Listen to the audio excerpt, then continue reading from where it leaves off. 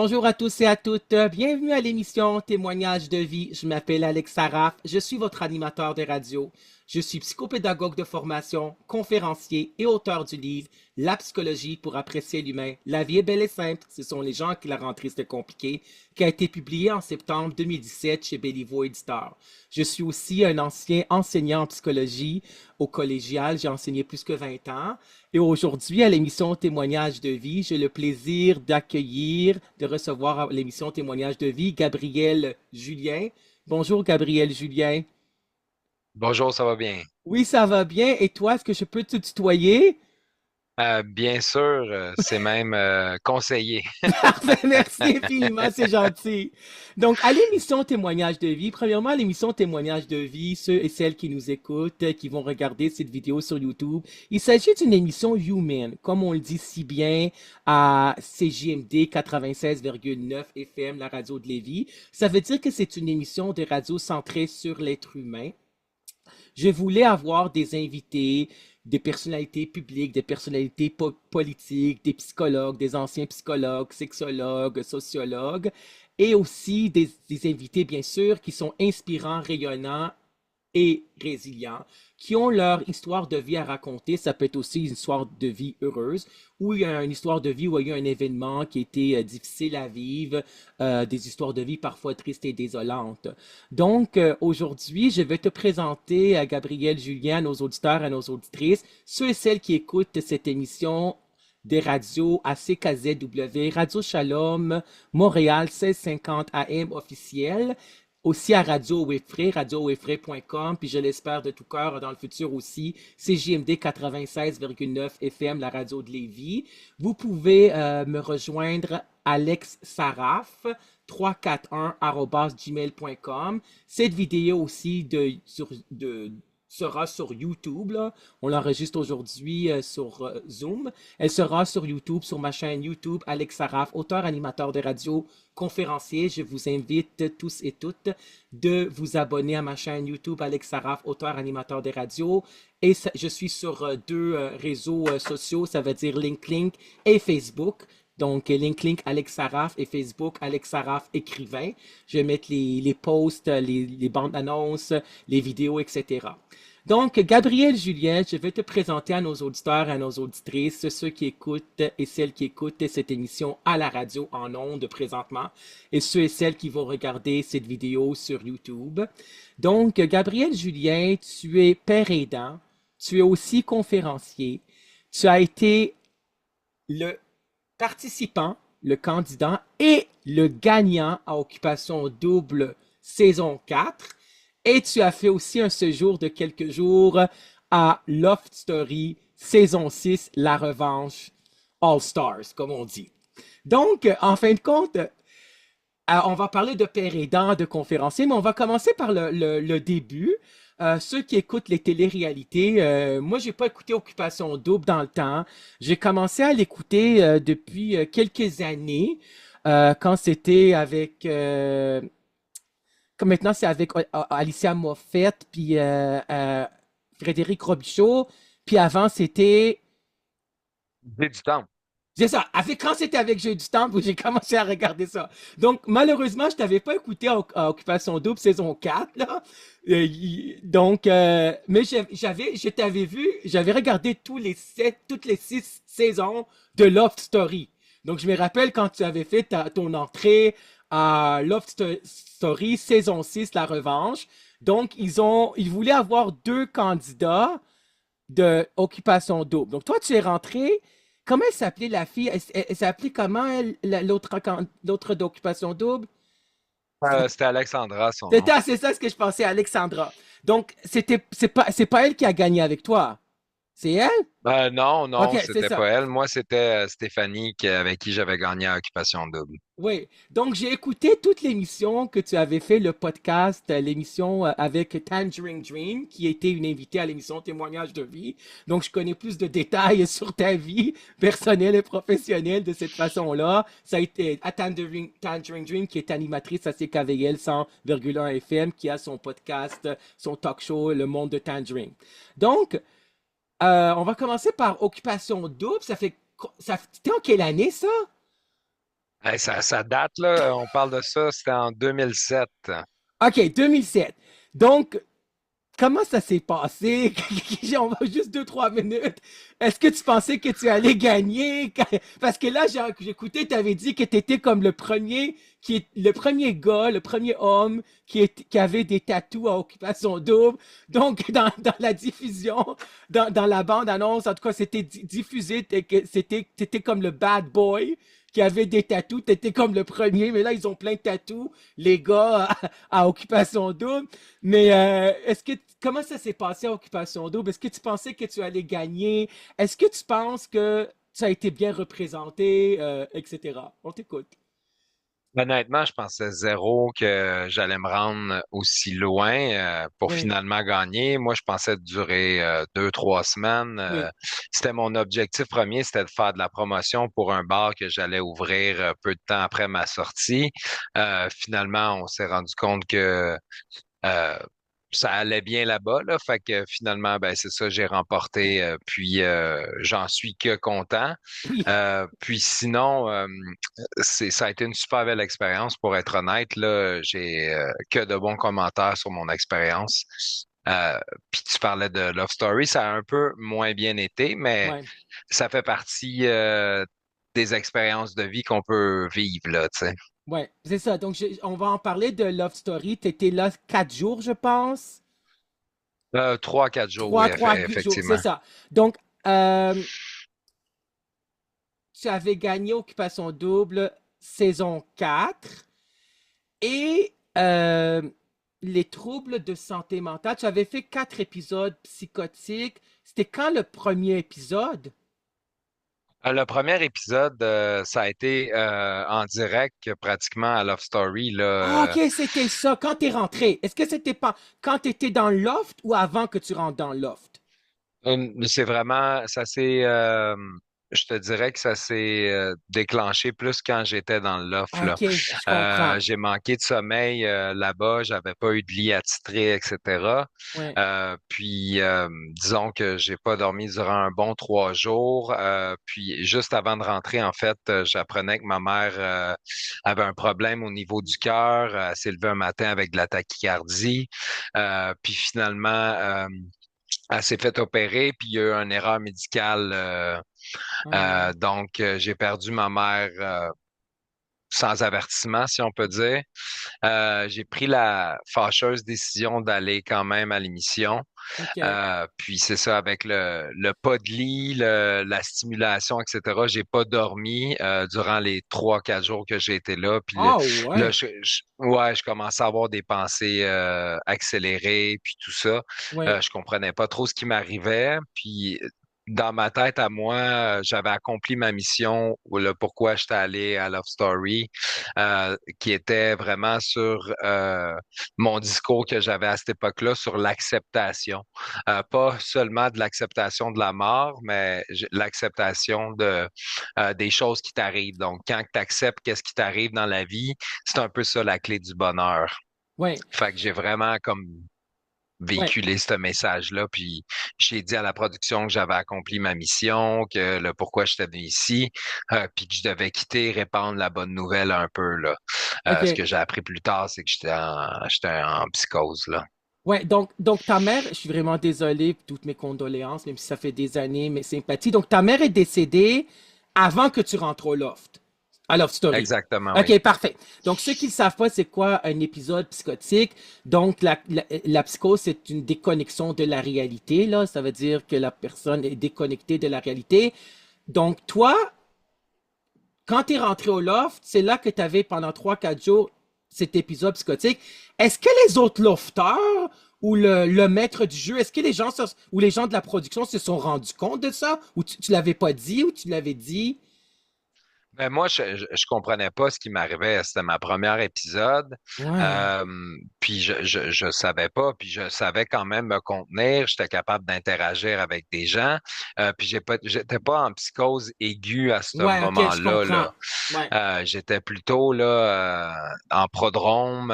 Puis tu sais, le début d'une psychose. ouais, Tu sais, j'étais en montée, là. Tu sais. Puis quand je ouais. suis sorti de l'émission, ben c'est là que ça a un peu euh, ça s'est empiré, si on peut dire, là. Ouais, Mais il faut comprendre que quand on fait un épisode psychotique, là, il y a des moments là, où on peut être en psychose, être fonctionnel, aller à l'école. oui. Puis c'est ça, on peut se contenir. Tu sais, même des fois en psychose, quand on est peut-être un peu plus habitué, on peut faire passer ça Ouais. assez facilement, là. Ouais, c'est vrai parce que moi j'ai enseigné au Cégep de Saint-Laurent pendant 2 tiers de ma carrière, plus que 20 ans.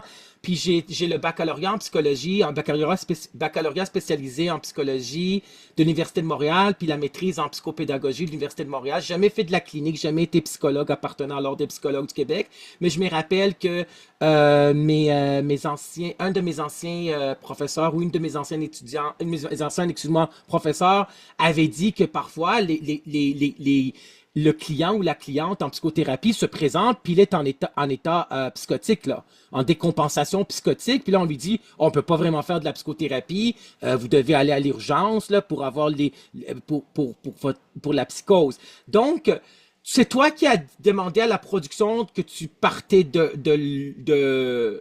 Love Story là, après 3 4 jours. Tu as demandé de quitter, c'est ça? Oui, Ok, c'est exactement. ça. Pas nécessairement parce que je filais pas bien ou quoi que Ouais. ce soit, mais c'était vraiment ce que j'avais fait, ce que j'avais à faire là-bas. Ah, que tu Euh, voulais c'est- partir après 3 4 jours, je comprends. Ok. oui, c'est vraiment dans ma tête, j'avais accompli le pourquoi j'étais allé là-bas parce Ouais, que j'avais cette mission-là, là. Puis pour ouais. moi, ça faisait plus de sens que je reste là. Oui, je me rappelle quand t'es rentré, puis là, le Mathieu Baron avait dit, qu'est-ce que tu fais là? Puis t'étais pas si bien accueilli. Pareil, parce que t'étais comme un étranger d'une autre télé-réalité. En psychologie, on explique ça, parce que j'ai enseigné, moi, initiation à la psychologie, psychologie du développement, psychologie de la santé mentale, psychologie de la sexualité, psychologie sociale, communication, etc. Puis en psychologie sociale, on en parle de l'endogroupe, puis de l'exogroupe.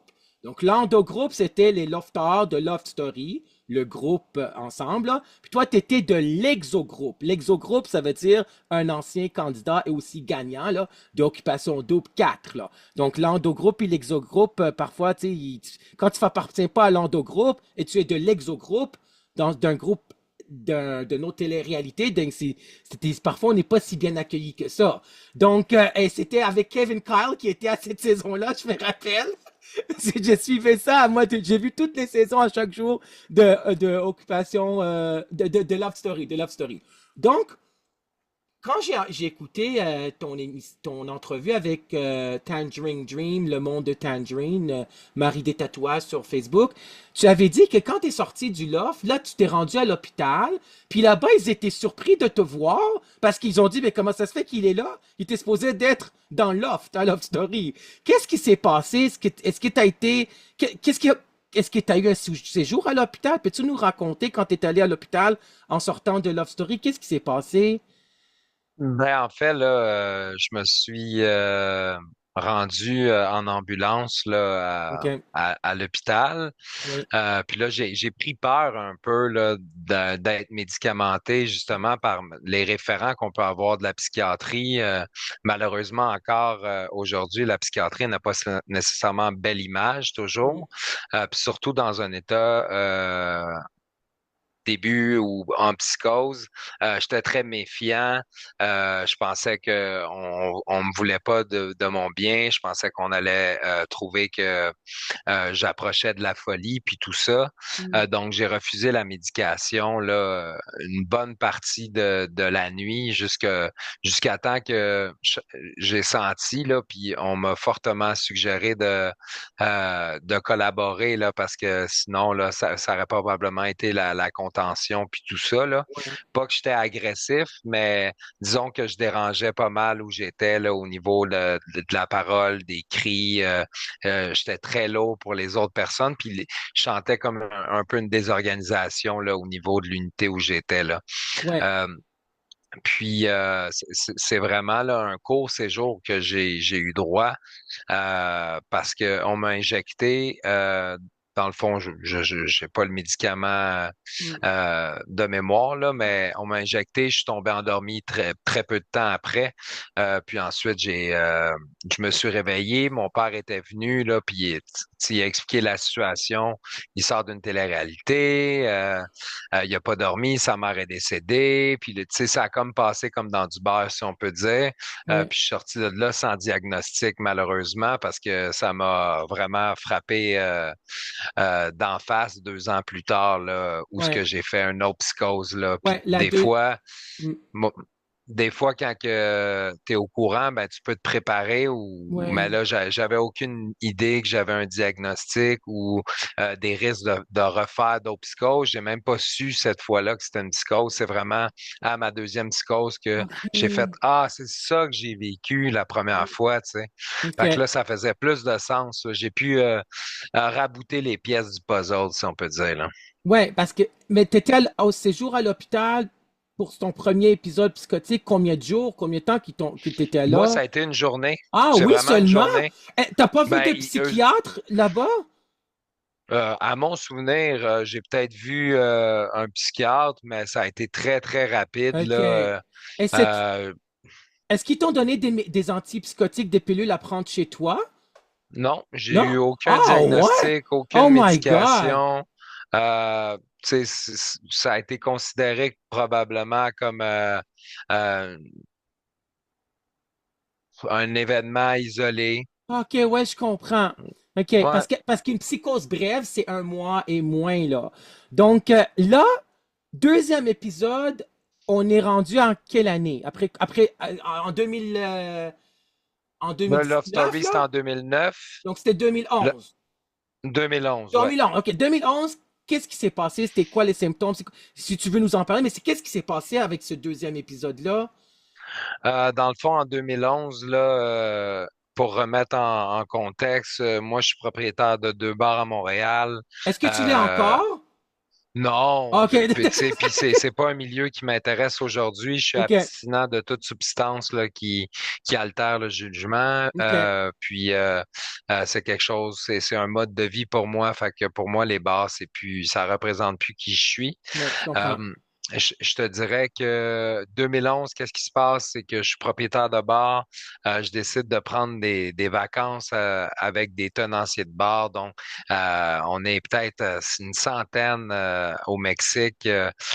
Puis je consomme là-bas. Fait que c'est vraiment là que je fais une deuxième psychose, une psychose toxique cette fois-ci, là. OK. Euh, ouais. Fait que je reviens au pays en air ambulance. Très complexe. J'ai déchiré mon passeport. J'ai été emprisonné au Mexique durant quelques semaines. Pourquoi tu Ça a étais été très... emprisonné? Ben, c'est parce que j'ai déchiré mon passeport. OK. J'étais pas cohérent. Oh non. J'étais pas dans un état où ce que je pouvais dialoguer sainement et avoir une communication saine, je te dirais là. Donc c'est vraiment là que bon ben on sait pas trop où le mettre là. Fait que ça a été Ouais. très compliqué là, pour moi de revenir. Là, puis c'est vraiment avec des amis qui étaient là-bas, qui ont communiqué avec ma famille. Puis a fallu qu'on me rapatrie là, Ouais. d'une main de maître là, de ma famille. Là. Ouais, ben, je suis vraiment désolé d'entendre toute cette histoire-là. En fin de compte, c'est vraiment quelque chose. Mais tu es une personne résiliente. On va en parler aussi tantôt, là, que tu es conférencier, tu es devenu père aidant. Mais je suis désolé d'entendre ce que tu as vécu parce que ça devait être vraiment, je peux essayer de comprendre, ça devait être vraiment quelque chose de difficile. Donc là, tu retournes. Toi, tu habitais à Montréal dans ce temps-là? Oui, OK, j'habitais à OK, Montréal, j'avais toujours Montréal. OK. Je me donne encore quelques années, là, mais la campagne m'appelle de plus en plus, là. Je comprends. Donc là, tu reviens avec cet épisode psychotique, deuxième épisode psychotique. À Montréal, qu'est-ce qui se passe? T'es-tu allé d'en voir un spécialiste? T'es-tu allé à l'hôpital? Qu'est-ce qui s'est passé? Dans le fond, moi, je suis atterri, si je me souviens bien, à l'aéroport de Saint-Hubert, quelque chose comme ça. OK. Puis on me transportait en ambulance à la clinique JAP qui était située à Notre-Dame, maintenant OK. située au Nouveau CHUM. Donc, clinique JAP pour jeunes adultes psychotiques. Oui. Euh, c'est là que j'apprends que j'ai une maladie bipolaire, que j'ai fait Oh, une psychose, puis c'est là un peu que commence mon rétablissement de vie là. ouais. Puis à mon âge, avec mon vécu, ben euh, c'est dur de faire la part des choses, puis d'un peu de prendre tous les conseils, puis d'en faire une lignée de vie, si on peut dire là. Fait que j'ai continué à pas trop être sage toujours, puis finalement j'ai fait 4 psychoses au total. Ouais. Mais là, aujourd'hui, là, ça va faire bientôt 8 ans là, que Génial. j'en ai pas fait, là. Ouais, génial. Donc, ça fait un beau rétablissement, puis un bon rétablissement. Donc, euh, pour revenir, donc le JAP, c'est ça, JAP, c'était ça? Oui, Ben, exact. OK. Tu étais là combien de temps? C'était comme une clinique que tu pouvais aller quand tu voulais, c'est ça? T'es pas resté en clinique en privé, là, fermé, là. Euh, ben oui, oui, j'ai été Ah, OK. hospitalisé un bon mois, OK. un mois et demi. Ouais. Après ça, ben, j'ai commencé à avoir des sorties tranquillement, OK. avoir un peu mes fins de semaine, donc des congés qui testent un peu mes aptitudes en société Ouais. pour voir si je suis capable de tolérer aussi plus de stimuli, là. Ouais. Parce que dans une aile psychiatrique, on s'entend que les stimuli sont quand même, à part les autres personnes qui y résident, c'est quand même très calme. Ouais. Mais je te dirais que si on est 10, 15, 20 ensemble, puis il y en a qui filent Ouais. pas bien, ça peut être contagieux, si je peux me permettre, Mm. puis très stimulant, là. Donc, c'est pas des endroits qui sont faciles à être, Ouais. mais ça fait partie malheureusement des conditions où les personnes qui sont qui ont de la misère à se contrôler se retrouvent. S'il y avait plein de budget, etc., ça serait peut-être autrement, mais malheureusement, là, c'est les conditions qui sont présentement, mais je pense qu'il y a une grande amélioration dans les conditions et il Oui. va en avoir d'autres au fil des années, là. Faut Ouais. garder espoir par rapport à ça, là. Oui, bien sûr. Donc, dans le manuel Diagnostic et statistique des troubles mentaux, version anglaise 2013, le DSM-5, puis version française du manuel Diagnostic et statistique des troubles mentaux, DSM-5, on parle du spectre de la bipolarité. Donc, ça, c'est nouveau aussi. Donc, il y a des divers degrés de bipolarité. Bi veut dire deux, polarité veut dire pôle, deux pôles. Ça veut dire des up and down, donc des phases maniaques puis des phases dépressives. Puis on donne le lithium habituellement pour stabiliser l'humeur ou ça peut être un autre médicament. Je ne vais pas rentrer dans les détails avec toi par rapport à ta vie personnelle, mais ce que je voudrais savoir avant qu'on aborde la suite, est-ce que tu regrettes d'avoir entré dans Loft à Loft Story? Euh, ma, Parce ma, qu'on ma dirait que dé- c'est un des éléments déclencheurs, parce que c'est un des éléments, parce que c'est un facteur qui était là, parce que c'est sûr que la personne a la prédisposition, moi je crois à ça, biologique, génétique, de faire une psychose ou de développer la bipolarité, mais c'était quand même stressant aussi de rentrer dans ce loft-là, tandis que ta mère est décédée, ça faisait pas longtemps. Si tu avais à le refaire, est-ce que tu serais allé? Qu'est-ce que tu en penses? hum, Aujourd'hui, ma définition de la résilience, puis c'est une définition qui m'est personnelle, Oui, c'est un peu d'accepter qu'est-ce qui est arrivé dans ton passé, oui, puis de rien ne vouloir y changer. génial. Donc, pour moi, je suis dans ce mindset-là. Ouais. Je repasserai durant des années de souffrance pour être la personne que je suis aujourd'hui. Ouais, mais c'est génial parce que je partage le même point de vue que toi. Moi, si j'avais des choses à refaire, j'ai vécu aussi des événements difficiles, donc j'en parle pas. Des événements quand même aussi très difficiles aussi dans ma vie. Puis je, ne- je pense que si j'aurais fait les mêmes choix, j'aurais fait la même chose. C'est mon parcours de vie, c'est ton parcours de vie. Ça nous appartient. Il faut pas avoir de regrets. On est qui on est. Puis on a cette résilience-là, puis moi je l'ai aussi. La résilience, c'est Boris Cyrulnik qui en a parlé. C'est un juif qui a été, en fin de compte, mis en prison à l'âge de 8 ans et demi. Il a vu les membres de sa famille qui ont été tués devant ses yeux, devant lui, quand il avait 8 ans et demi pendant la Seconde Guerre mondiale. On dit aussi Deuxième Guerre mondiale. Boris Cyrulnik, c'est un psychiatre, un psychanalyste, un psychologue qui a écrit Les vilains petits canards, un merveilleux malheur. Il parle de la résilience. Donc, on rebondit. C'est la malléabilité. C'est comme le fer qui rebondit. Parce qu'on est qui on est, puis nos événements de notre vie nous façonnent. Tu sais, il faut pas avoir de j'aurais dû, j'aurais pu, et si, tu sais, il faut pas avoir de regrets. On est qui on est. Donc, merci pour ta réponse. Je l'apprécie. Donc, est-ce que c'était difficile d'accepter le diagnostic de la bipolarité? Comment tu as vécu ça? Parfois, c'est difficile, non? Euh, Comment tu as Ben, vécu ça? Ouais, à l'époque où on m'a diagnostiqué, c'était pas encore à point. Je pense que il y a eu une amélioration là, pour travailler un peu dans le système. Des fois, on annonce des diagnostics, des fois, parfois un peu tôt. Des fois, par pression de la famille, ils veulent savoir qu'est-ce qui se passe avec leurs proches puis tout ça. Mais au ouais, final, je pense qu'on doit attendre d'être vraiment sûr d'un diagnostic pour mieux comprendre qu'est-ce qui se passe avec nous. Moi, on m'a annoncé que j'avais une maladie bipolaire. ouais, Je pense que j'étais encore en jaquette d'hôpital, donc j'avais même pas le droit à mes vêtements.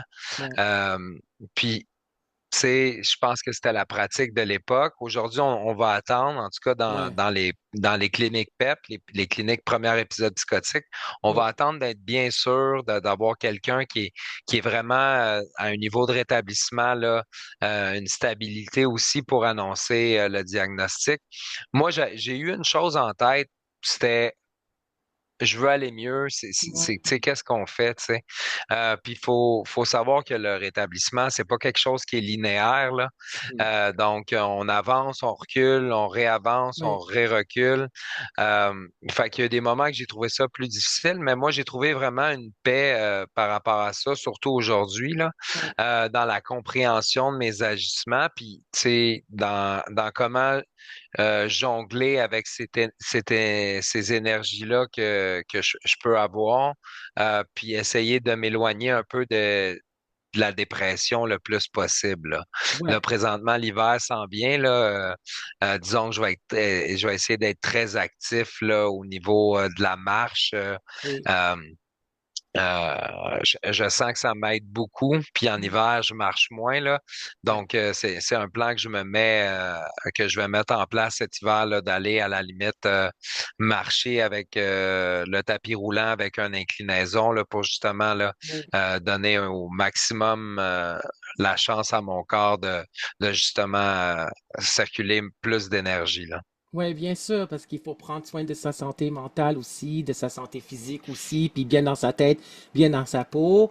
Euh, Est-ce que tu as vécu, parce que tu sais, il y a beaucoup de préjugés par rapport à la santé mentale. On met les étiquettes, on voit l'étiquette avant de voir la personne. Je fais référence au livre de Luc Vigneault, qui est père aidant, auteur, conférencier, formateur, qui a coécrit le livre Je suis une personne, pas une maladie. Puis moi, j'ai toujours enseigné ça à mes étudiants pendant pendant des années, là, qu'il faut toujours, surtout les 10 dernières années que j'ai enseigné, en psychologie au collégial, qu'il faut toujours voir la personne avant de voir le trouble de santé mentale. On a toujours tendance, on le fait de façon naturelle, on voit toujours la personne qui est en chaise roulante, on parle de maladie physique dans ce cas-là, pas de maladie mentale. On voit toujours la chaise roulante avant de voir la personne, parce qu'il faut voir la personne qui est en chaise roulante. Donc il faut voir la personne avant de voir la bipolarité, ne pas voir que c'est un bipolaire. Donc je suis une personne, pas une maladie. La santé mentale fait peur, mais elle ne devrait pas faire peur. Est-ce que tu as vécu ça? Je veux pas trop rentrer dans la vie personnelle, mais par rapport à l'entourage, par rapport aux collègues, par rapport à la famille, est-ce que c'est encore en 2024, pendant qu'on fait l'entrevue en octobre 2024, est-ce que les choses ont changé les dernières années? On est encore dans la stigmatisation. Est-ce qu'on est encore dans la stigmatisation? Est-ce qu'il faut encore faire de la sensibilisation comme tu fais comme père aidant? Donc, on va en parler. Mais comment tu as vécu ça les dernières années par rapport aux préjugés de la santé mentale? Qu'est-ce que tu en Moi, je penses? dirais que l'autostigmatisation m'a beaucoup plus affecté que la stigmatisation en Ah soi, là. oui, ok, Vraiment, vraiment plus. L'image que j'avais de moi m'a beaucoup plus affecté, beaucoup par rapport à ce que je me suis isolé, ok. beaucoup. Mm. Pas par peur d'être stigmatisé ou autre. Je sais que les gens ont pu avoir des discours sur moi, puis je suis vraiment en paix aujourd'hui avec tout ça. Je pense qu'il y a Ouais, une incompréhension, puis dans l'incompréhension, on se fie pas mal à ce qu'on connaît ou ce qu'on a entendu ou l'image que peut avoir la santé mentale.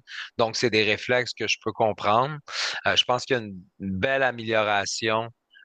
Au niveau de la stigmatisation, avec des plateformes comme Humain avant tout, qui ont travaillé très fort pour montrer des portraits de gens, puis mettre un visage sur les personnes que ça peut être monsieur, madame, tout le monde, que la génétique elle peut être en lien, oui, qu'on n'est pas tous des drogués, puis aussi, ben, dans la drogue, il y a des comportements qui peut être qui datent de loin, puis ça ça a un but, un objectif, la consommation, tu sais. oui, Des fois, on sait pas comment gérer nos émotions, on sait pas comment faire autrement. mm, Si on peut juste être doux avec tous et chacun, je pense qu'on va avoir un meilleur monde parce qu'on sait jamais ce que les personnes peuvent vivre. ouais, Puis c'est très difficile, mais pour qu'est-ce qui est de la stigmatisation, je pense avec une beaucoup plus grande partie de la population qui souffre d'anxiété, mm, je pense que ça ça ralentit le discours rapide de cette personne-là parce que je réfléchis là parce que tu sais je pourrais moi aussi avoir un problème de santé mentale puis on en parle plus donc moins de mm, tabou. ouais, Fait que tu sais il y a un avancement, on est loin de la perfection mais mm, je pense il y a un bel avancement quand ouais, même là. Si on ouais, regarde ça d'un côté positif là, c'est oui, sûr que la stigmatisation on va toujours en avoir puis ouais. du jugement Mm. sur plein de types de personnes. Ouais. Ça fait de la société normale dans laquelle on vit, là. Ouais, puis on va parler de ça, que tu es père aidant puis conférencier aussi, parce que c'est vrai qu'il faut faire encore de la sensibilisation puis de la démystification. Moi, étant donné que je suis auteur du livre La psychologie pour apprécier l'humain, la vie est belle et simple, ce sont les gens que la rentrée c'était compliqué. C'est Yvon Dallaire qui a été psychologue pendant plus que 40 ans, qui est regretté et le distingué Yvon Dallaire parce qu'il est décédé il y a plusieurs mois. Donc, j'ai tout un chapitre sur la santé mentale, puis moi je parle que pour moi, tous les troubles de santé mentale sont biopsychosociaux. Donc, puis les psychiatres, puis les psychologues, les cliniciens en parlent. Donc, il y a un gène, une prédisposition biologique, etc., que ce soit pour la bipolarité et les autres troubles de santé mentale, schizophrénie, etc. Donc, puis il y a les facteurs, c'est sûr qu'il y a les facteurs socio-environnementaux. Il y a aussi la gestion du stress, comme tu dis, la gestion de ses émotions, ça c'est plus psychologique, là, individuel. Sociaux, c'est environnemental, des facteurs de prédisposition, l'environnement dans lequel on vit aussi, si c'est un environnement qui est stressant, etc. Dans quelle famille, puis etc., ainsi de suite. Là. Donc, euh, on s'en va au troisième épisode psychotique. Ça, c'était combien d'années après? Donc, en quelle année? Qu'est-ce qui s'est passé? Parce que tu as fait comme c'était comme une rechute d'une certaine façon, étant donné que tu étais quand même médicamenté, j'imagine, après, quand tu as diagnostiqué en ayant la bipolarité, tu as eu les médicaments, mais il y a eu quand même cet épisode psychotique-là. C'est ça le troisième? Oui, le troisième, en fait, faut comprendre que moi, j'ai changé plusieurs choses dans mon mode de vie au fil des années, mais ça a Oui. quand même pris un moment. On se débarrasse pas de commerce surtout des bars, ben pas Mm. surtout des bars, mais pour ma part, des bars en claquant des doigts, c'est terminé. Fait que j'ai fait la digestion, Ouais. tant mieux mal, puis j'ai senti que tout s'effondrait autour de moi, là, de moins en moins de gens. Mes interactions sociales étaient très pauvres. J'avais beaucoup de difficultés à communiquer Mm. l'estime de moi ayant disparu, la confiance, c'était très, très difficile. Donc, euh, tranquillement, pas vite, moi, j'ai lâché les bars, j'ai commencé à travailler avec un ergothérapeute pour terminer mon secondaire 5. Ouais. Donc, j'ai terminé mon secondaire 5. Puis, dans mon rétablissement, ben, tu sais, j'avais pas trop de réussite, puis donc pas trop de haut, de bas. Quand j'ai fini mon secondaire 5, veux pas, j'ai eu comme une montée d'énergie. Pas que je suis Ouais. tombé en manie ou quoi que ce soit, mais je sens que j'étais de plus en plus là, apte à réintégrer un peu la société, l'estime de soi augmentait un peu. Ouais. Puis c'est là qu'on tombe un peu dans le piège de qui nous fait du bien parce qu'on se croit plus fort. Ben, tu sais, j'ai enlevé la médication, j'ai décidé de l'enlever avec l'accord de mon psychiatre. Ah oui, C'est quelque ok, chose qui ok, est possible. Ouais. ok, ok. Parce que je disais que j'avais trop d'effets secondaires, que je Ouais, je voulais être comprends. mieux, puis que je sentais que j'étais prêt. Puis, tu sais, beaucoup de gens vont passer par là parce que Ouais, il y a des personnes qui ont de la misère à prendre des Advil, des Tylenol. Moi, j'en prends jamais, tu sais, ouais. très, très, très rare. Donc, d'accepter de prendre des médicaments pour le restant de nos jours à tous les jours, Mm. ça peut être chose très difficile à faire. Ouais, J'ai fait l'essai. Écoute, on a fait ça dans les règles de l'art, si on peut dire. Donc, j'ai perdu un peu une de mes protections ouais, à ce moment-là. Puis, qu'est-ce qui est arrivé, c'est que j'ai rencontré une personne où ce qu'on a fait un peu la fête à cause que je me sentais festif. mm, Euh, Cette semaine-là, j'avais pas trop dormi, donc je me suis retrouvé à faire une troisième épisode psychotique, ouais, malgré le fait que j'avais arrêté la cocaïne ok. parce que j'en avais peur à ce moment-là. Mais à la troisième psychose, c'est vraiment là où ce que j'ai appris que mon sommeil devait être A1 en tout temps parce que ça enlève beaucoup de protection Ok. pour moi là. Le sommeil joue beaucoup sur le stress, donc j'ai un sommeil de qualité supérieure aujourd'hui là. Qu'on Ça, soit c'est bien. lundi ou samedi ou dimanche, je me couche pas mal tout le temps à la même heure et même chose pour le réveil là. Ça, c'est bien. Ça veut dire que tu as une bonne hygiène de sommeil, une bonne hygiène de vie. Donc, Gabriel, Julien, tes deux bars, c'était à Montréal, c'est ça? Oui, exactement. OK. Donc, c'était à Montréal. Après que tu as fini avec ces bars-là, après combien de temps il y a eu l'épisode, ce troisième épisode-là? C'était tout de suite après ou ça a pris quelques mois? Je te dirais que c'est vraiment quelques mois après, là. OK. Je te dirais que c'est peut-être 2 ans après ma deuxième psychose, peut-être. Je te OK. dirais en 2013, j'aurais fait ma troisième psychose, là. OK, je comprends. J'ai Donc, pas les dates c'est exactes, c'est- là. c'est correct, c'est correct. Mais tu étais dépendant à la cocaïne. Est-ce que tu étais aussi alcoolique? C'était quoi les drogues illicites, là, psychotropes que tu prenais? Moi, c'était vraiment la coke, puis OK. l'alcool. L'alcool, OK. je peux dire que j'ai été alcoolique une très bonne partie de ma vie, là. Wow. Je comprends. Est-ce que tu es allé dans Alcooliques Anonymes ou des groupes de discussion, d'entraide pour la toxicomanie? Comment tu t'en es en sorti de ces dépendances-là? Moi, ça va faire 10 mois le 16 octobre que j'ai arrêté de boire. OK. J'ai appris à boire modérément, Oui. euh, mais c'est pas quelque chose que je voulais non plus. Ouais. L'alcool, j'ai plus d'appel de l'alcool aujourd'hui. Puis j'ai tout le temps peur du moment où ce que ça nuit trop à ma vie. Puis je suis rendu là aujourd'hui de mettre l'abstinence en place là. Parfait. Donc c'est vraiment dans ma lignée des choses. J'ai fait du meeting AA. J'ai fait du meeting CA. J'accompagne encore des C'est gens quoi? qui veulent aller dans les meetings. C'est cocaïne. Cocaïne, madame, ouais. OK. Cocaïnomane anonyme. Donc là, la cocaïne, ça fait combien de temps que tu es abstinent?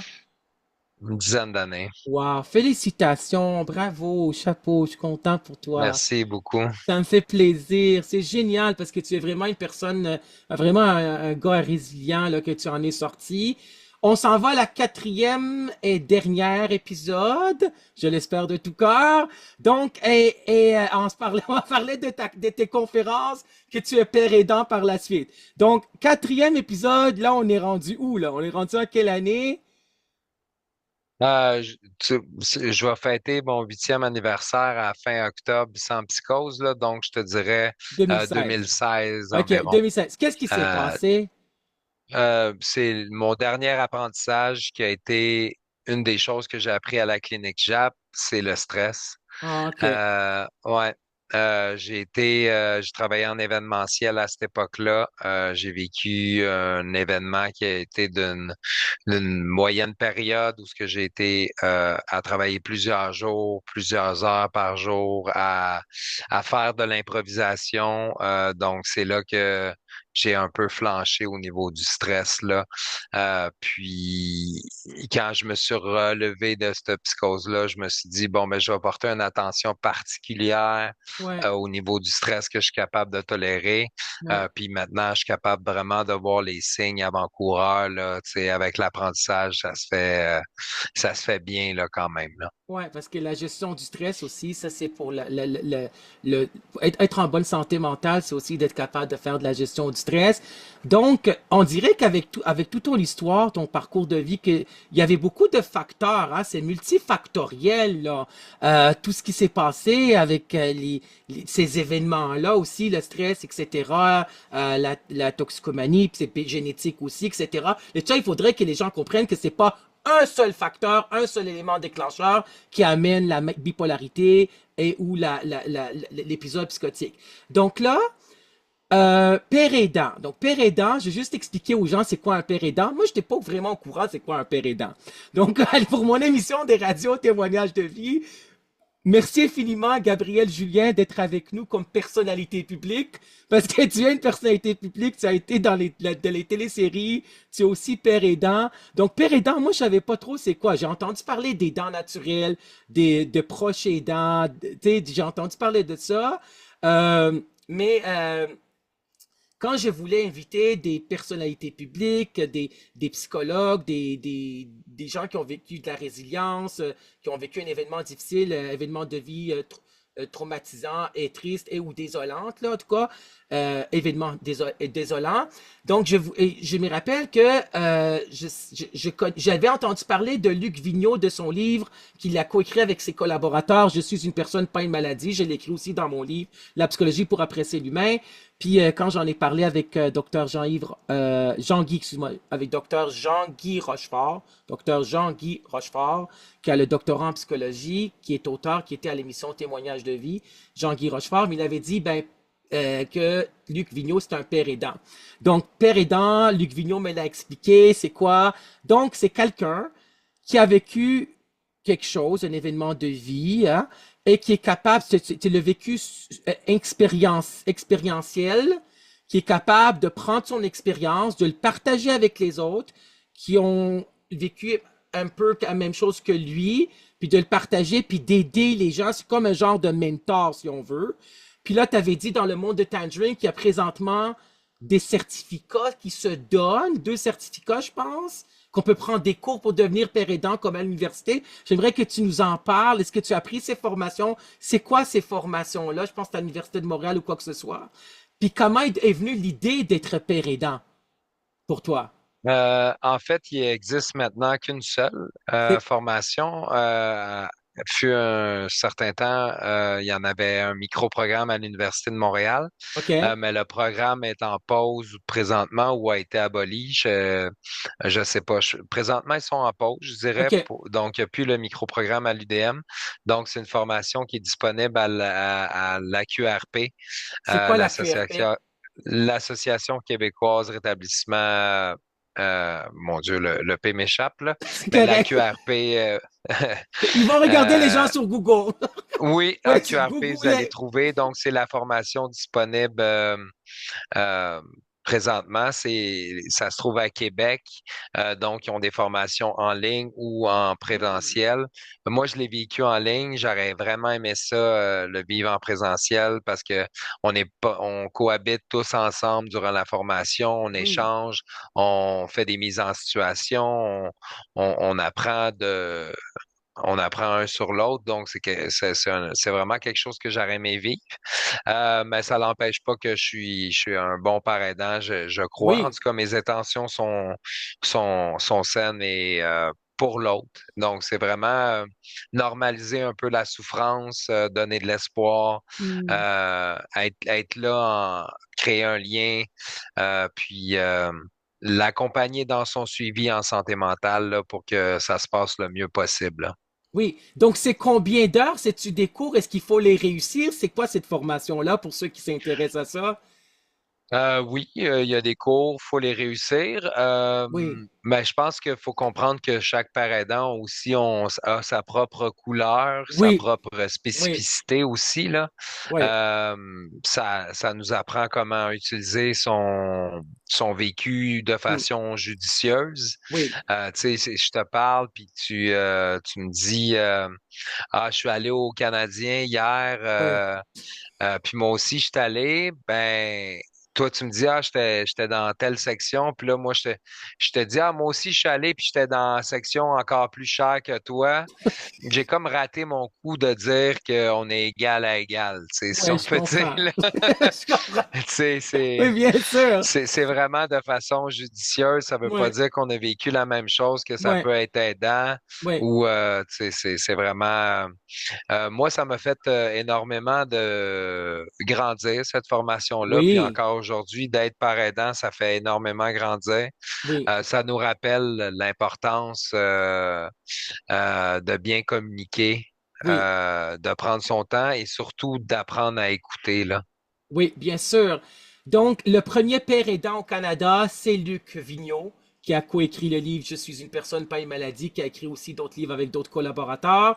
Donc, tu es père aidant depuis combien d'années, puis tu donnes, tu parles, tu donnes des formations ou dans est-ce que c'est dans les institutions euh, dans les écoles? Donc, à quel niveau? Est-ce que c'est dans des entreprises? Est-ce que c'est dans des institutions d'école? Là?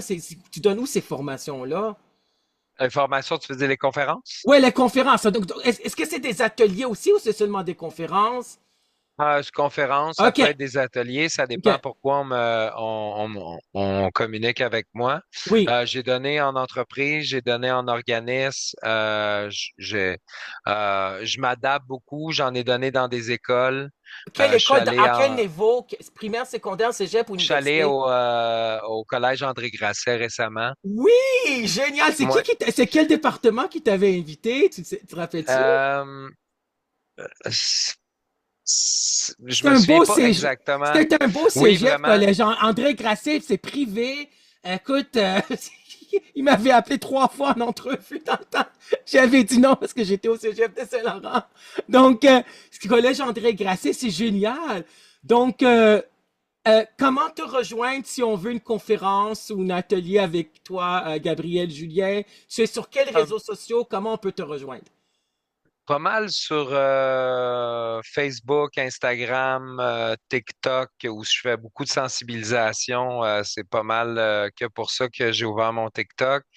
J'ai un site internet aussi, gabjulien.com. Puis c'est pas mal comme ça qu'on me rejoint là, site internet, sur LinkedIn aussi, un peu Oui, moins actif euh, parce que j'ai mes raisons, c'est correct.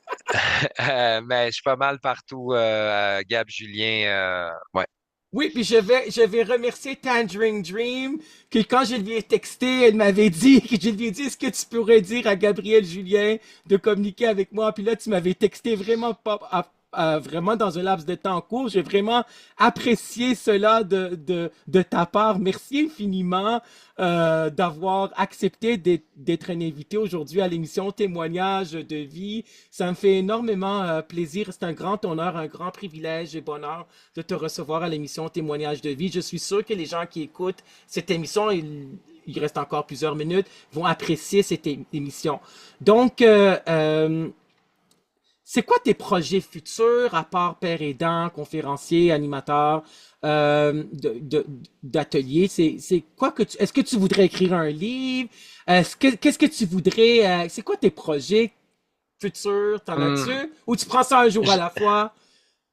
Ah, c'est un peu de tout, là. Je prends ça un jour à la fois, mais j'avance, là. J'ai Ouais, commencé dernièrement à mentorer des parents aidants qui intègrent les cliniques de premier épisode psychotique oui, parce qu'on est en déploiement présentement. Donc, c'est moi qui mentor les parents aidants qui arrivent dans les premiers épisodes psychotiques, dans les cliniques de premier épisode psychotique. Donc, ça, c'est un de mes projets présentement qui me tient beaucoup à cœur. Sinon, j'ai un livre que j'ai commencé que ça oui, va me prendre peut-être 20 ans à écrire. J'ai peut-être cinquantaine de pages, là. Mais lentement, mais sûrement. Puis j'ai des oui, projets personnels liés à la sensibilisation beaucoup. On parlait de stigmatisation, oui, d'autostigmatisation. C'est pas mal un combat que je veux mener pour oui, que les gens soient plus doux avec eux-mêmes, puis que les gens soient plus doux avec les autres. oui. C'est des moments qui sont difficiles à passer, là. Moindrement qu'on peut avoir cette douceur-là, je pense que c'est, c'est, c'est Oui, la meilleure des choses qu'on peut offrir aux autres et à soi-même, là. oui, bien sûr. Je te souhaite une bonne écriture pour ton livre. Je suis sûr que ça va être un beau bouquin, un très beau bouquin. Pour le livre, moi, je te conseille, si tu veux mes conseils, de le faire quand tu veux, quand tu peux, en ton rythme à toi. Moi, j'ai écrit pendant 3 ans, mon livre, avec des pauses, en enseignant à temps plein dans le temps, en montant les nouveaux cours, psychologie de la santé mentale, psychologie de la sexualité. Et puis, c'était tout un... Puis ensuite, je l'ai envoyé aux maisons d'édition. Puis, ben, les éditeurs avaient dit oui, là. Donc, puis moi, c'est mon premier, puis mon dernier, il n'y en aura pas un autre. C'est beaucoup de travail, parce que les gens ne s'en rendent pas compte. Ça nous fait revivre aussi beaucoup d'émotions, c'est de la sublimation, c'est libérateur d'écrire un livre. On prend ça un jour à la fois, je pense. Euh, pour les conférences, je sais que quand j'ai suivi une conférence à l'Institut de santé mentale de Montréal, il y avait une participante qui était là, c'était Sonia Lupien, qui avait levé la main à un moment donné, Sonia Lupien, qui est docteur en neurosciences, qui est auteur aussi, conférencière, autrice, qu'on dit aussi, qui a écrit pour l'amour du stress, là. Donc, elle a, par rapport au laboratoire sur le stress, etc. Puis elle avait dit, les gens développent le plus d'empathie, ça veut dire le fait de se mettre à la place de l'autre, puis essayer de comprendre ce que l'autre vit, ce que l'autre pense, etc., ce que la personne a vécu. Les gens, selon les études en psychologie, les gens développent le plus d'empathie en écoutant un témoignage, conférence témoignage, ou un témoignage d'une personne qui souffre de troubles de santé mentale ou qui a déjà souffert de troubles de santé mentale. Donc moi, j'ai amené des conférences témoignages par rapport aux troubles de santé mentale. J'avais Marie-Cécile Labrèche, qui a coécrit le livre, excuse-moi, qui a écrit le livre autobiographique Borderline, puis qui a écrit le livre autobiographique La Brèche, excuse-moi, d'autofiction, je me trompe. Ce sont des livres. Je recommence, rewind. Donc, j'ai invité Marie-Cécile Labrèche, qui est une conférencière. Elle donne des conférences dans les cégeps, dans les universités, dans les bibliothèques. C'est une personnalité publique. Et elle a écrit le livre d'autofiction, Borderline, et l'autre livre d'autofiction, La Brèche, les deux livres qui ont servi pour la co-scénarisation que Marie-Cécile Labrèche avait fait avec Lynn Charlebois. Le film, je ne sais pas si tu l'avais vu, Borderline, Oui, avec Isabelle Blais, Isabelle Blais a gagné un Oscar aussi, un prix, je pense qu'il y a un Oscar ou un Gémeaux, je me rappelle plus là. Elle a gagné Isabelle Blais pour le personnage qu'elle a incarné par rapport, c'est de l'auto-fiction, les livres de Marie-Cécile Labrèche, Borderline puis Labrèche. Moi, j'ai invité Marie-Cécile Labrèche au Cégep de Saint-Laurent pour donner une conférence, ce témoignage sur les troubles de santé mentale et les troubles de la personnalité limite qu'elle a, mais il faut toujours voir la personne avant de voir la maladie puis mentale, puis aussi j'ai invité quelqu'un qui souffrait de dépression, qui a écrit un livre aussi, là. Donc je suis sûr que tes conférences, témoignages aident tu as reçu, j'imagine, un bon feedback, des gens qui t'ont confié par la suite. Comment tu vis cela? Est-ce que c'est apaisant? Est-ce que ça fait du bien d'aider les gens en étant père aidant? Comment tu trouves cela, ce que tu fais présentement? C'est une adaptation, veux pas, c'est des nouveaux sentiments qu'on vit, donc on doit Oui, s'adapter. Tu sais, il y a le transfert, le contre-transfert que tu pourrais parler un peu, ouais, ouais. qu'on doit faire attention parfois, par moment. Mm, Moi, je vis quand même bien avec ça. J'ai beaucoup changé mon mindset face à mes conférences, mes ateliers. Je suis beaucoup moins dans, tu sais, ce que je le dis même dans mes conférences, tu sais, avant, j'arrivais avec mes écouteurs, je mettais du gros house pour me motiver, pour être dedans. Tu sais, ouais, maintenant, quand j'arrive à une conférence, j'écoute du Alexandra Strelinski. Je suis très posé, très calme. Je veux une énergie très basse pour justement être groundé, apprécier le moment, être vraiment ancré dans la salle avec les gens, connectés. ouais, Fait que c'est quelque chose que je fais quand même à temps partiel. Je suis pas un conférencier qui va faire des ouais, conférences ouais, tout le temps. je comprends. J'en refuse parfois, j'en accepte la majorité, Ouais, mais c'est quelque chose que j'apprécie beaucoup. L'énergie de groupe, j'aime énormément ça. Puis la partie des questions aussi, c'est quelque chose ouais. qui est super intéressante, les interrogations, puis de voir les gens qui réagissent à ce que tu dis, puis les yeux, la connexion, je te dirais que c'est tellement agréable, là, ouais. Ouais, parce que c'est bon ce que tu fais. Je te félicite parce que tu vas à ton rythme. Si je m'écoutais, je m'entendrais. Tu écoutes toi-même, là, ton corps, ce que tu ressens aussi, là, ton ressenti. Si je m'écoutais, je m'entendrais. Le psychosociologue Jacques Salomé a écrit ce livre-là, que j'aime bien. Si je m'écoutais, je m'entendrais. Donc, oui, le transfert puis le contre-transfert, parce que quand quelqu'un nous confie quelque chose, quand on est un professionnel, parce que tu es un professionnel de la santé en étant père aidant, comme les psychologues cliniciens qui sont des professionnels de la santé, ça peut être aussi psychiatre, médecin, etc. Donc, le transfert, c'est ce que le client ou le patient nous dit. Et le contre-transfert, c'est comment on réagit. Donc, tu sais, parfois, on vit ce transfert, ce contre-transfert-là dans sa relation professionnelle, avec l'alliance que l'on a avec nos clients, là, le lien professionnel. C'est quoi les messages ou le message que tu aimerais dire aujourd'hui à ceux et celles qui nous écoutent? Ah, ben, j'ai pratiquement le même message depuis que je m'implique en santé mentale. Oui, Puis je garde ça tout le temps bien simple, là, c'est un pas à la fois. oui, j'aime ça. Moi, c'est Ouais. vraiment ça. Soyez patient, patience. Puis une fois que vous êtes rendu à mettre la gratitude dans votre vie, là, ça fait une belle différence. Oui, parce que c'est vrai que c'est un pas à la fois, puis ça nous permet de grandir intérieurement. Moi, j'aime bien dire c'est pour grandir intérieurement, même si c'est une phrase de psychopop, là. Donc, je dis pareil. Donc, c'est pour grandir intérieurement, c'est la résilience, ce qui nous tue pas nous rend plus forts. C'est Nietzsche qui avait dit ça. Donc, un pas à la fois, puis Danny Beaulieu, qui est psychologue, autrice, qu'on dit, conférencière, formatrice, qui est psychologue, qui appartient à l'Ordre des psychologues du Québec. J'ai suivi ces deux formations sur l'intelligence émotionnelle et aussi c'était quoi sur l'intelligence émotionnelle, puis l'autre c'était sur les relations interpersonnelles. Puis elle parle du PPPP, plus petit pas possible. Donc on Ouais. fait un pas à la fois. Puis parfois la vie c'est un cheminement, c'est un rétablissement, c'est un apprentissage comme tu avais dit, Gabriel Julien. La vie c'est un apprentissage à vie là en fin de compte là.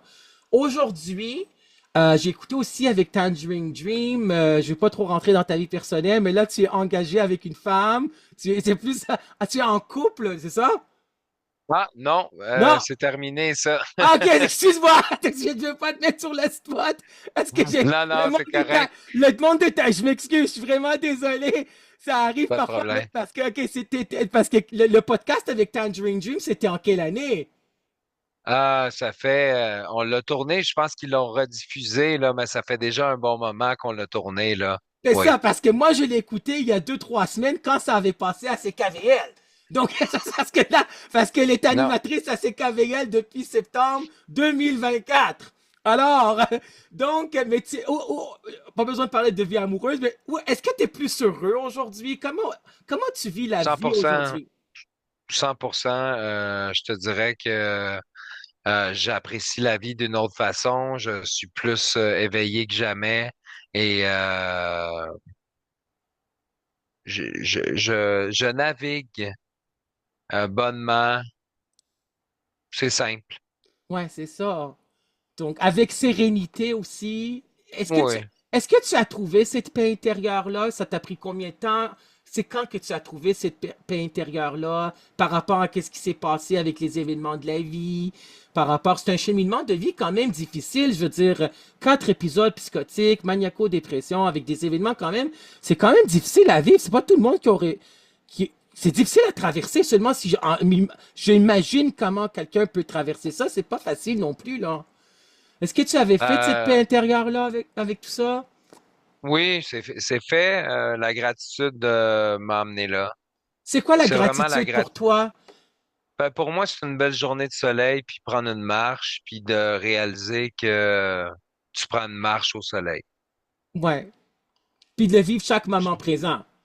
Ben, pour moi, c'est juste ça. C'est contempler qu'est-ce que t'as. C'est de dire que tu vas te coucher tôt le soir, puis que tu vas être en forme demain matin parce que tu Ouais, prends soin de toi. Pour ouais. moi, c'est de voir un ami, de prendre soin des gens que t'aimes. C'est les petits gestes simples, les petits Oui. bonheurs. Puis j'aimerais ça si tu te rappelles de souvenirs, tu sais, qu'est-ce qu'ils disent chez les alcooliques anonymes? Donnez-moi, comment ça dit? Donnez-moi la sagesse de savoir qu'est-ce que je vis, Comment il dit ça, là? Est-ce que tu t'en Ah, c'est rappelles? la prière de la sérénité. Oui, c'est quoi? Est-ce que tu t'en rappelles? Euh, Dieu, la donne-moi la force sérénité et la force de comprendre, je pense. d'accepter, mon Dieu, Qu'est-ce que ça fait j'ai longtemps, vécu? Ouais, c'est je suis ça. pas à jour. En tout cas, les gens vont aller voir ça. Ils Ouais, vont la aller prière de la sérénité, la prière de la sérénité. Donc, ben, d'en connaître la différence, là, oui, ouais, oui, oui, c'est ça. de la sagesse, tout ça, mais c'est ça. C'est Et ça. on va faire taper ses doigts. Non, non, c'est correct.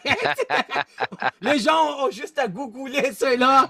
On a Google qui va trouver ça. Donc, moi, je t'avais vu sur les réseaux sociaux, sur Facebook. Parce que, tu sais, parce que tu n'étais pas beaucoup dans les médias non plus depuis Occupation d'eau puis Love Story aussi, là, on s'entend bien. Sur Facebook, tu es là depuis combien d'années? Je t'avais pas vu avant, moi, sur Facebook. Est-ce que ça fait combien d'années que tu es là? Je suis là depuis l'ouverture, je pense, Ah ouais, quasiment, ok, je t'avais là. pas vu. Ouais, Ça va pas donné, mais ouais. moi, je suis là depuis 2000, en tout cas, depuis quelques années. Là aussi, j'ai pas été là depuis quelques années. Donc, mais merci aux réseaux sociaux, à Facebook, c'est là que je t'avais vu sur Facebook. Puis là, j'ai vu qu'est-ce que tu mettais comme post, puis vraiment tes reels, puis tes témoignages, puis c'est vraiment qu'est-ce que tu mets comme post, c'est vraiment intéressant. Puis j'ai écouté aussi, j'avais vu aussi que tu as passé au monde de Tangerine, là, qui a passé à CKVL. Donc, je pense on a fait le tour. On a fait plus que 60 minutes, 62 minutes. Donc, Mais oui, vas-y. je te remercie beaucoup de ton invitation, puis c'est un réel plaisir de jaser avec toi. Oui. Belle énergie. Merci, c'est gentil. Merci infiniment, Gabriel, Julien. Merci pour ces bons mots. Je l'apprécie. Merci infiniment d'avoir été un invité à l'émission Témoignages de vie. C'était vraiment agréable. Tu es une personnalité publique, père aidant. J'espère à un moment donné, auteur aussi, conférencier, formateur, atelier de formation. J'espère que parce que ça serait bon que le grand public écoute ton histoire, parce que le grand public te connaissait avec les téléréalités. Là, ils te connaissent comme père aidant, puis conférencier aussi. Donc, c'est sûr que ce livre-là, les gens voudraient entendre, voudraient lire plutôt ton histoire, là. Mais pas de pression sur toi. Ça un Non, jour à non. la fois, c'est ça. Ouais, Alors, exact. exactement. Donc, merci tout le monde d'avoir été là, de nous écouter, de nous suivre sur les réseaux sociaux, Link, YouTube et aussi Facebook. Merci de regarder cette vidéo sur la chaîne YouTube Alexa Raff auteur, animateur de radio. Ça m'a fait énormément plaisir de recevoir aujourd'hui Gabriel Julien à l'émission Témoignage de vie. Je vous dis, soyez bien dans votre tête, bien dans sa tête, bien dans sa peau. Puis, comme le dit un des slogans alors des psychologues du Québec, chaque personne a son histoire. Puis, vive la résilience, vive la psychologie aussi. C'est important de savoir qu'on est qui on est, ça nous façonne, c'est des événements de la vie. Parfois, il faut réparer ce qui s'est passé, il faut faire de la résilience, il faut en fin de compte aller de l'avant, etc. Puis surtout, je vous souhaite à tous et à toutes de retrouver cette paix intérieure-là par rapport à votre vie ou par rapport aux événements que vous avez pu vivre, parce que c'est important. Parfois, c'est pas facile de trouver la paix intérieure, mais il faut le faire pour être bien dans sa tête et bien dans sa peau. Merci tout le monde. Au revoir. Bye.